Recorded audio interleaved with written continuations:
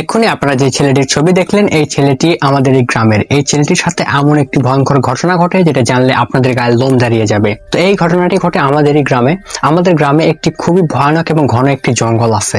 এই জঙ্গলে দিনের বেলা মানুষ যাইতে ভয় পায়। আমি এই জঙ্গলে ঘটে যাওয়া অনেক ভয়াবহ ঘটনা শুনেছি আমার বাবা দাদার মুখ থেকে। তো আপনারাও হয়তো আপনাদের বাবা দাদার মুখ থেকে আপনাদের গ্রামে ঘটে যাওয়া বিভিন্ন ধরনের ভয়ানক ঘটনা শুনে থাকবেন।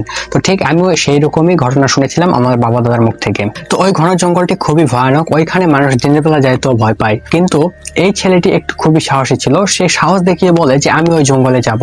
তার বন্ধুদের সাথে বাজি ধরে বলে যে আমি ওই জঙ্গলে রাতের বেলা যাব এবং সেখানে গিয়ে প্রায় 1 ঘন্টা কাটিয়ে আসব। তো ছেলেটি তার সাহস দেখানোর জন্য সে বন্ধুদের সাথে বাজি ধরে রাতের বেলা ওই জঙ্গলে যায় প্রায় 11:45 নাগাদ, প্রায় 12টার কাছাকাছি। তো ছেলেটি যখন সেই জঙ্গলে যায় তখন সে প্রথমে কিছু দেখতে পায় না। আরেকটা কথা, ওই জঙ্গলে কিন্তু অনেক কবরস্থানও আছে। তো ছেলেটি যখন কবরস্থানে যায় তখন সে খুবই গুটগুটে অন্ধকার দেখতে পায়, কিছু সামনের দিকে কিছু দেখতে পারে না। সে শুধু তার দিকে অন্ধকারে কিছু দেখতে পায়। ঠিক তখনই সে কিছু কান্নার আওয়াজ শুনতে পায়। তার কানে কিছু কান্নার আওয়াজ ভেসে আসতে থাকে। মনে হয় পুরুষ, মহিলা, বাচ্চা এরকম বিভিন্ন লোকের কণ্ঠস্বর সংমিশ্রণে কান্নার আওয়াজটি ভেসে আসে তার কানে।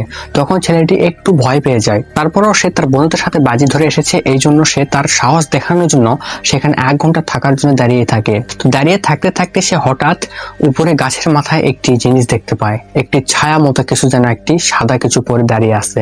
তো সেটা দেখে রীতিমতো ছেলেটি খুবই ভয় পেয়ে যায় এবং ঠিক তখনই হঠাৎ তার পিছনে কাঁধে এসে কেউ হাত রাখে। ঠিক সেই মুহূর্তে ছেলেটি পিছন ঘুরে দেখে সঙ্গে সঙ্গে সেখানে সেন্সলেস হয়ে পড়ে যায়। তো ছেলেটি যখন সেন্সলেস হয়ে পড়ে যায় তখন তার কোনো খোঁজই থাকে না। তার বন্ধুরা খুব ভয় পেয়ে যায় এবং সেখান থেকে দৌড়ে পালিয়ে চলে যায়।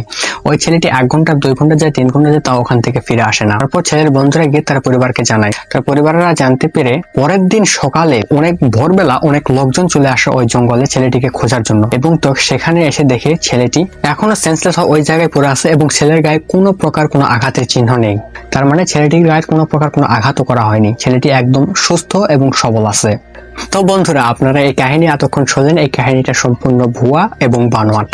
জানি না আপনাদের মধ্যে কতজন এটা বিশ্বাস করেছেন, তবে এই গল্পটা পুরাটাই ভুয়া। তবে আপনাদের আমি বলি যে আমিও কোনো ভূত প্রেতকে বিশ্বাস করি না। তবে জিন এটা হয়, এটা রিয়েল। আল্লাহর সৃষ্টি হলো জিন। জিন এটা আসলে আছে।